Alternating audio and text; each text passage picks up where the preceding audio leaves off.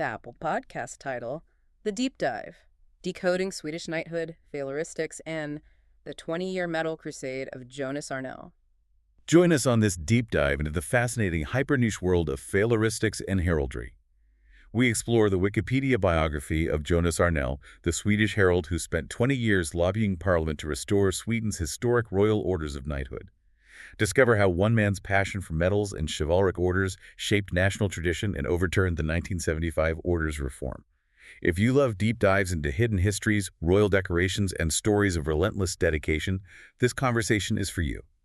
Tune in to learn about the Order of the Seraphim, the Order of Vasa, and what it means to be a modern-day herald. Jonas Arnell, Swedish Royal Orders, Phaleristics, Heraldry, Orders of Knighthood, Swedish Herald, Medals and Decorations, Order of the Seraphim, 1975 Orders Reform. Welcome to the deep dive. We are so thrilled to have you with us today. Absolutely. Thrilled you're here. For this particular session, we are decoding Swedish knighthood. The intricacies of a field called phaleristics, and what I can really only describe as the 20-year crusade of a man named Jonas Arnell. It really is a crusade. It is. And if you follow the world of heraldry or state honors, you probably know how rigid these institutions can be. Very rigid. Right. But today we're looking specifically at the Wikipedia biography of Jonas Arnell, a fascinating Swedish figure born in 1969, just to understand exactly how he navigated that rigidity. Yeah. So the mission of our deep dive today is to explore how a deeply specific passion, specifically the study of medals, orders, and coats of arms, can actually rewrite national policy. Which is wild to think about. And actively preserve a country's historical continuity. It's an incredibly rich topic because we so often think of history as something that it just happens to us. Right, like we're just observers. Exactly. We look at national traditions, systems of honors, state policies, and we assume there are these massive, immovable monoliths decided by anonymous committees behind closed doors. Which they usually are. They usually are. But what this source material proves is that a single individual's relentless, decade-long dedication to a seemingly archaic subject, it can literally alter a country's entire system of recognition. It's amazing. It demonstrates that an individual with enough procedural knowledge and just sheer persistence, they can reach right into the machinery of the state and change its course. Okay, let's unpack this. Because to really understand how monumental this shift was, we have to look at the foundational background of the man himself, Jonas Henry Arnell. Let's do it. Born in Örebro, Sweden, and raised in Eskilstuna. He builds a very solid, highly educated foundation. You're grounded. Right. He earns a Bachelor of Education from Linköping University and later a Master of Science from Umeå University. Which is important because... He isn't born into the ancient nobility. Right. He's building a modern academic grounding. Precisely. And looking at his professional background, what really stands out is this incredibly contemporary career path. Yeah, he wasn't locked in an ivory tower. No, not at all. From 1995 to 2014, he works in the fields of education, research, and culture. Real institutional work. Exactly. And most notably, he serves as a political advisor in the Parliament Chancery of the Christian Democrats. Okay. Then he pivots slightly. Between 2015 and 2023, he works in the defense sector. Right, I saw that. The sources note he spent most of that time as the Deputy Secretary General for the Swedish Soldiers' Homes Association. Wow. So you have a man who deeply understands the inner workings of government, parliamentary procedure, and defense administration. He has this very structured, respectable day job. Very much so. But while he's navigating the halls of Parliament and the defense sector by day, he has this true burning passion running in the background. His secret identity. Like a superhero. Because since 1990, Arnell has been deeply committed to phaleristics. Right.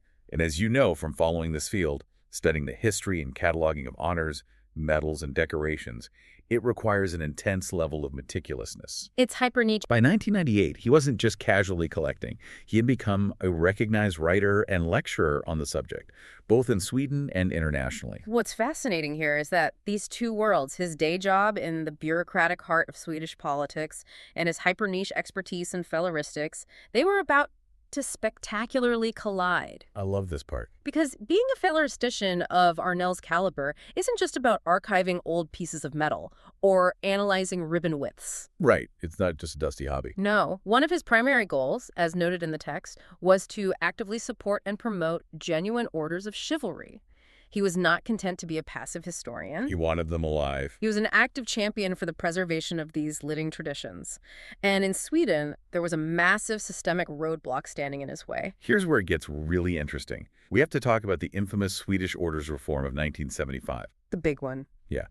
If you are familiar with the history of European heraldry, this event is practically viewed as a cataclysm. Oh, absolutely. The source details exactly what this reform did, and it is a massive shift in national identity.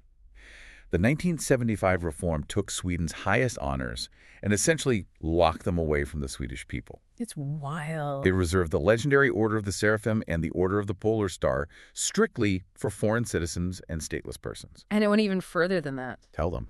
The reform put the Order of the Sword and the Order of Vasa completely dormant. Just dormant, shut down. Yes.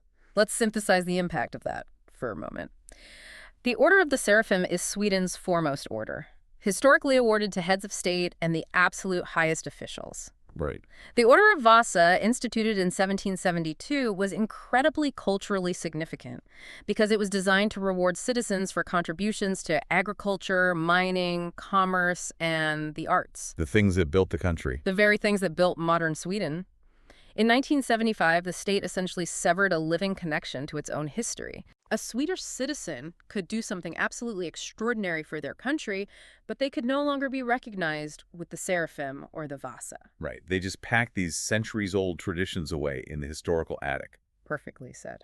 For a Faleristician like Arnell, who understands the profound symbolic weight of these honors, this wasn't just an administrative update. It was a profound cultural loss. Yes. But he didn't just sit around and complain about it in niche academic journals. In 1999, Jonas Arnell launched a grassroots lobbying campaign. On his own. On his own. He started firing off highly detailed emails to members of the Swedish parliament demanding that they undo the 1975 reform and bring those orders back to life for Swedish citizens. And you really have to appreciate the strategic approach here. Oh, totally. Most people who email their local politicians about a niche historical grievance, they're easily ignored. Straight to the spam folder. Exactly. But Arnell approached this differently. He wasn't just complaining, he was writing incredibly detailed, procedurally sound arguments. Which politicians actually respond to. And the source material reveals a brilliant piece of irony here.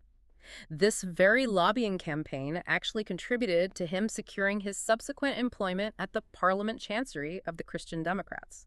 I love that detail. Yeah. It is such a fantastic detail. It's the ultimate hire the person who won't stop emailing you because they actually know the bureaucratic machinery better than you do move. It really is. He advocated so effectively and clearly demonstrated such a deep understanding of parliamentary procedure that it helped land him a job right in the center of the political action. Right, in the Chancery.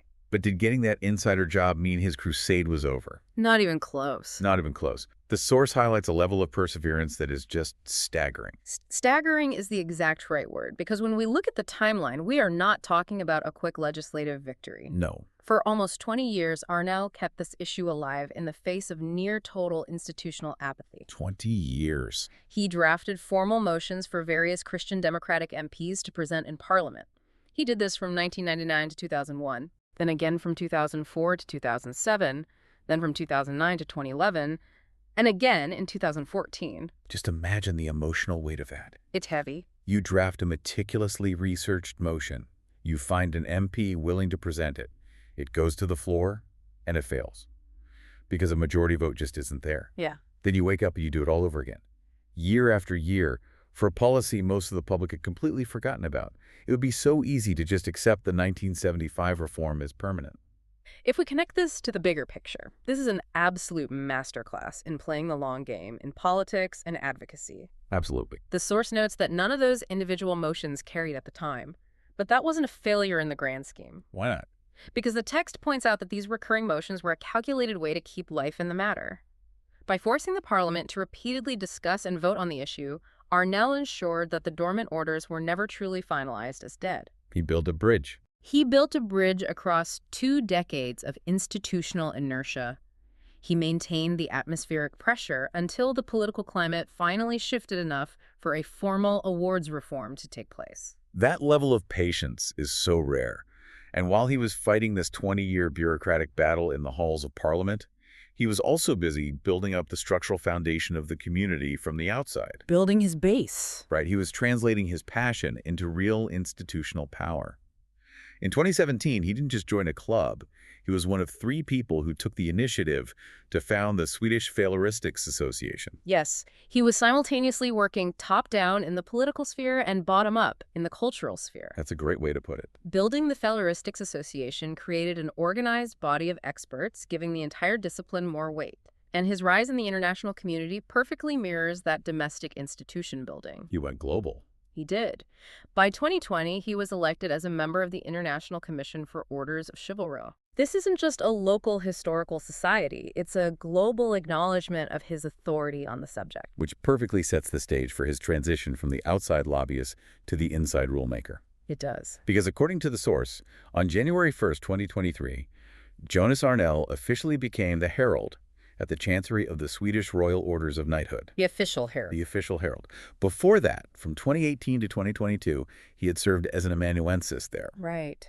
Now, for those listening who might not deal with these specific bureaucratic titles every day, an amanuensis is essentially a highly skilled academic or bureaucratic assistant, the person keeping the meticulous records. Yes. But stepping into the role of the official Herald, that is a massive paradigm shift. It really is. The Herald is effectively the ultimate gatekeeper of the nation's chivalric, visual, and ceremonial history. That's a huge responsibility. It requires an encyclopedic knowledge of not just who gets what medal, but the exact heraldic rules governing coats of arms, crests, and ceremonial protocols.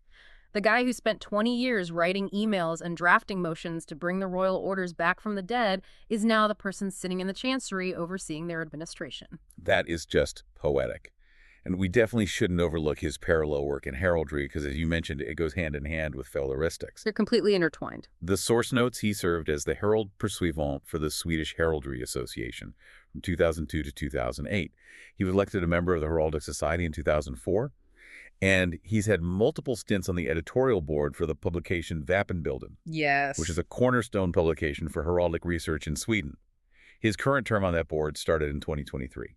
So he understands the visual language of these honors just as deeply as the political mechanics behind them. It is a profound shift in status. He went from lobbying the rulemakers to literally writing the rule books. You can see this authority formalized in his recent publications. The source lists 2 major works he edited for the Royal Orders of Knighthood. Right. In 2024, he published When and How Should Decorations Be Worn, and in 2025, Regulations Concerning the Royal Orders of Knighthood. He is now the one responsible for codifying and preserving the very traditions he fought to save. And his foundation for that knowledge was laid decades ago.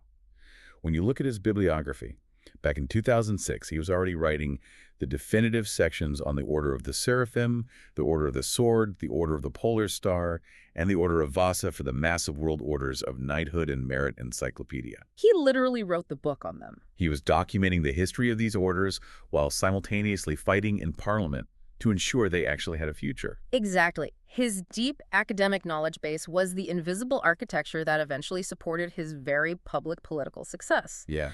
You cannot successfully lobby to restore a centuries-old tradition if you cannot articulate exactly what that tradition is and why it matters. Which brings us to perhaps the most satisfying part of this entire discussion. There is a wonderful, beautiful irony at play here. Oh, there is. The man who has spent his entire adult life studying medals, writing about decorations, and fighting for orders of knighthood, he has an absolute chest full of them himself. He certainly does. And the list provided in the source material is both impressive and surprisingly diverse. Let's hear it. Naturally, he has been recognized extensively within Sweden. In 2015, he received the Royal Patriotic Society's Large Medal in Gold. This was specifically awarded for significant acts and recognized his 25 years as a Faleristician. That is a substantial domestic honor. And it continued as his career peaked. Following his elevation to Herald, he was awarded King Carl XVI Gustaf's Jubilee Commemorative Medal IV in gold in September 2023. Yes. He also received the Swedish Numismatic Society's Medal of Merit in silver that exact same year. But what is truly revealing is that his recognition doesn't stop at the Swedish border. Not at all. When the Finnish state visited in April 2024, he was made a Knight of the Order of the White Rose of Finland. He holds the Cross of Merit with Silver Star of the Order of the Holy Sepulchre, which he received back in 2017. Amazing. He's a Fellow of the Society of Sciences in London, and as of 2024, he was elected a Fellow of the Society of Antiquaries of Scotland. I have to admit, my absolute favorite honor on his resume, the one that highlights just how wild the global network of historical honors can be, is the geographical leap to the United States. Oh, this is great. Since 2013, he has been an associate companion of the Military Order of the Loyal Legion of the United States. And as of 2023, Jonas Arnell, the Swedish Herald, the man deeply embedded in the ancient chivalric traditions of European monarchy, is an official Kentucky colonel. It sounds absurd on the surface, but it actually highlights something very special. Deep, genuine expertise transcends borders. It really does. The Commission of Kentucky Colonel is the highest title of honor bestowed by the Governor of Kentucky, given for outstanding service and accomplishments. Arnell's profound knowledge of historical orders didn't just earn him domestic praise. It earned him the respect of ancient societies in Scotland, religious orders in Jerusalem, and historical military associations in the United States. It's the universal language of tradition and merit. When you become the preeminent expert in a field, even a highly specialized one like philoristics, the global community of scholars and institutions takes notice. Absolutely. The fact that a Swedish royal official is also recognized in Kentucky is a testament to how interconnected this world of historical preservation really is. It also speaks to the respect he commands among his peers globally. He isn't just a Swedish bureaucrat. He's viewed internationally as a guardian of a very specific, very fragile type of human heritage. So what does this all mean? Yeah. If we step back and look at the entire narrative we've traced today, we've followed the life of a man who took an incredibly niche passion and refused to let it remain just a hobby. Refused. He lobbied a national parliament for 2 decades, enduring years of failed motions and institutional inertia just to keep the conversation alive. 20 years of pushing. He worked his way from an outside agitator firing off emails, to a political advisor, to an amanuensis, and finally to the official herald of the Swedish royal orders. He helped overturn the 1975 reform and literally brought a piece of history back to life for his country's citizens. Incredible. I want to say this directly to you listening. If you ever feel like your own interests or areas of expertise are too obscure, let Jonas Arnell be your inspiration. Definitely. Absolute, unwavering dedication to a niche doesn't just make you an expert. It can eventually make you a national institution. This raises an important question, though, and it's a fascinating philosophical angle to consider. What's that? We've spent this time discussing Arnell's fight to preserve physical medals, ribbons, and ancient coats of arms. But look at our modern digital landscape. Today, we are obsessed with gamification. We constantly strive for digital badges on our profiles, verified check marks, and achievement trophies in our apps. That's very true. It makes you wonder. The 1975 reform tried to modernize Sweden by stripping away its historic knighthoods for citizens, but Arnell's crusade brought them back. While we often view historical knighthoods and physical medals as archaic relics of a bygone era, hasn't the digital age proven that the fundamental human psychological need for visible, hierarchical recognition remains completely unchanged? Wow. In our modern rush to democratize and streamline our institutions, what valuable traditions, symbols, and methods of recognizing true merit are we hastily tossing out, only to realize decades later that we actually need them? Perhaps Arnell wasn't just preserving the past. He was safeguarding a deeply ingrained human mechanism for acknowledging merit, one that we are desperately trying to replicate today through pixels instead of gold. That is a brilliant connection, and the absolute perfect thought to leave you with today. Whether it's a centuries-old gold medal or a digital badge on your profile, our need to be recognized and to recognize others is beautifully human. Thank you so much for joining us on this deep exploration into the world of Jonas Arnell, the Swedish royal orders, and the power of persistence. Keep digging into the history around you, and we'll see you next time.